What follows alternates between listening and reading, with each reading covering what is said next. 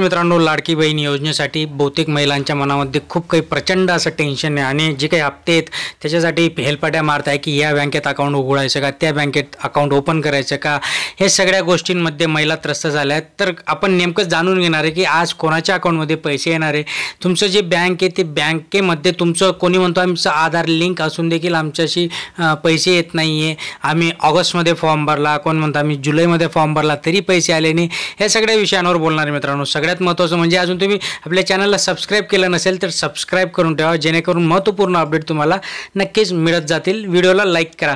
सुरुवातीलाच जर आपण बघायला गेलं की लाडकी बहीण योजना हिचे जे काही पैसे आहेत हे डीबीटीच्या माध्यमातून येत आहे आणि डीबीटी जे कार्य करते ते आधार लिंकिंगवर करतं। मग तुमचं जे आधार कार्ड आहे हे आधार कार्ड नंबर तुमच्या कुठल्या बँकेची लिंक आहे हे सगळ्यात आधी चेक करणं गरजेचं आहे। याच्यासाठी आपल्याला जे काही आधारची वेबसाईट आहे त्याच्यामध्ये जाऊन आपल्याला चेक करायचं आहे की बँक सीडिंग झालेलं आहे का। आता बँक सीडिंग करण्यासाठी आपल्याला आधी आधार लिंक करावं लागतं, नंतर आपल्या जी काही ब्रांच असेल त्या ब्रांचमध्ये जाऊन आपल्याला ते आधार सीडिंग करून घ्यावं लागतं।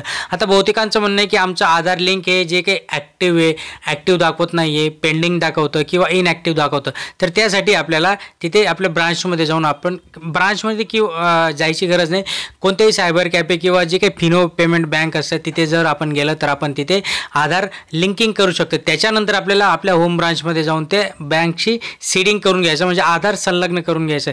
ह्याच्यामध्ये परत अकाउंट ओपन करायची गरजच नाही आहे आपल्याला। जर आता तुमच्याकडे जर 2-3 अकाउंट जरी आहेत आणि ते आधार लिंक होतच नाही आहे तर सगळ्यात महत्त्वाचा पर्याय, बेस्ट पर्याय की पोस्ट बँकेत जा, पोस्टमध्ये जा, पोस्ट खात्यामध्ये अकाउंट ओपन करून घ्या आणि तिथे आपल्याला आधार सीडिंगचा जो काही फॉर्म असणार आहे तो फॉर्म ते ऑलरेडी तिथे भरता आणि ते आधार लिंक करून देता, इमिजिएटली आधार लिंक करून देता।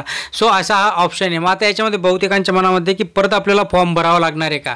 नाही, आपल्याला परत फॉर्म भरायची काही गरज नाही। आपल्या अकाउंटमध्ये ते पैसे एकदा आपण फॉर्म भरला आहे, अप्रूव्ड झालेला आहे। आता या मेसेजवरून पण बहुतेकांच्या मनामध्ये संभ्रम आहे की आमचा फॉर्म सक्सेसफुली सबमिट झाला। आता सक्सेसफुली सबमिट होणं ओके आणि जो काही गव्हर्नमेंटचा मेसेज आहे तो मेसेज येणं या वेगवेगळ्या दोन गोष्टी आहेत। आता फॉर्म सबमिट झाला, फॉर्म सबमिट झाल्यानंतर तो रिव्ह्यू होतो, रिव्ह्यू झाल्यानंतर मग ते आपल्याला अप्रूव्डचा मेसेज येतो। ज्यांना कुणाला अप्रूव्डचा मेसेज आला असेल त्यांच्याच अकाउंटमध्ये पैसे येतील, बट नुसतं मेसेज येऊन पण गरज नाही, आपल्याला ते लिंक होणं गरजेचं आहे। सो ह्या गोष्टी महत्त्वाच्या, या गोष्टी तुम्ही करा जेणेकरून तुमच्या अकाउंटमध्ये पैसे येतील।